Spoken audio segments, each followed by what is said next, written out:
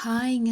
இன்றைக்கி பார்த்தீங்கன்னா, என் குட்டி பொண்ணுக்கு தமிழ் சொல்லிக் கொடுத்துட்ருக்கேன். இப்போல்லாம் இங்கிலீஷ்க்கு டியூஷன் போகிறது போய், தமிழுக்கு டியூஷன் போகிற நிலமை வந்துடும் போல இருக்குதுங்க.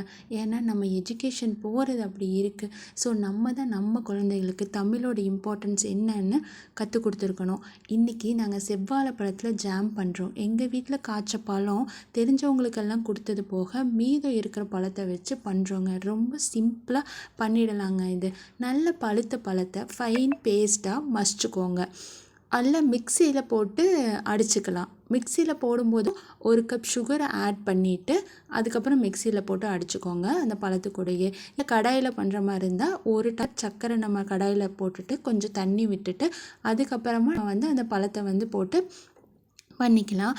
ஆனால் இதுக்கு நெய் போடலாம். ஆனால் நெய் நம்ம பொதுவாக ஜாமில் அந்த மனம் எல்லாருக்கும் பிடிக்காது. பொதுவாக குழந்தைகளுக்கே அது பிடிக்காது. அதனால் நம்ம நெய்யை அவாய்ட் பண்ணிக்கிட்டு சர்க்கரை நல்லா தண்ணியில் கரைஞ்சதுக்கப்புறமா நம்ம மசிச்சு வச்சுருப்போம் இல்லைங்களா, அந்த பழத்தை கொஞ்சம் கொஞ்சமாக ஸ்டவ்வை சிம்மில் வச்சுட்டு கொஞ்சம் கொஞ்சமாக நம்ம அதை போட்டு இலக்கி கிளறி விட்டுக்கிட்டே இருக்கணும். நம்ம அடி பிடிச்சிரும் இல்லைங்களா, அதனால் நம்ம கொஞ்சம் கையை எடுக்காமல் கலக்கி விட்டுட்டே இருக்கணும். நல்லா ஆறுனதுக்கப்புறமா நல்லா பாயில் ஆகிடுங்க.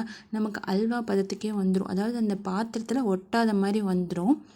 அதுக்கப்புறமா கண்டிப்பாக ஏதாவது ஒரு ஃபுட் கலர், நம்ம கேசரி பொடி இருக்குங்களா, கேசரியில் போடுவோம்ல, அந்த ஃபுட் கலர் ஆட் பண்ணிக்கலாம். எல்லோ இல்லை ரெட்டு, இல்லை உங்கள் குழந்தைக்கு எது அட்ராக்டிவாக இருக்கோ அந்த கலர் நம்ம ஆட் பண்ணிக்கலாம்.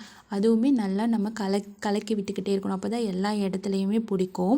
இப்போ நல்லா அந்த கலர் வந்துடுச்சு பாருங்கள். அப்புறம் இதை அப்படியே ஆற விட்டுறதுக்கப்புறம் நம்ம ஃப்ளேவர் ஆட் பண்ணணும். அதாவது சாக்லேட் ஃப்ளேவர், வெண்ணிலா ஃப்ளேவர்னு இந்த மாதிரி கடையில் நிறைய இருக்குது. அதையும் இது ஆறுனதுக்கப்புறமா ஒரே 1 டேபிள் ஸ்பூன் மட்டும் உள்ளே ஆட் பண்ணி அதை நல்லா கிளறி விட்டுக்கிட்டே இருக்கணும். அதுக்கப்புறம் ஆறி முடிச்சதுக்கப்புறமா ஒரு சம்படமோ இல்லை முடிஞ்சளவுக்கு கண்ணாடி ஜாரில் அதை ஸ்டோர் பண்ணி வைக்க பாருங்கள். நாங்கள் இப்போ பார்த்திங்கன்னா ஒரு சம்படம், நல்லா காய வச்ச சம்படம் தான் இது. ஈரம் இல்லாமல் இருக்கிற சம்படத்தில் ஜாமை போட்டு அந்த பாத்திரத்துலேயே நல்லா ஆறி இருக்கணும். அதுக்கப்புறமா எடுத்து நாங்கள் அதை ஃப்ரிட்ஜில் வச்சுட்டோங்க. இது பார்த்திங்கன்னா என்னோடய ஃபஸ்ட்டு விலாகு, நானாக பேசி போடுற first video vlog. Thank you for வாட்சிங்.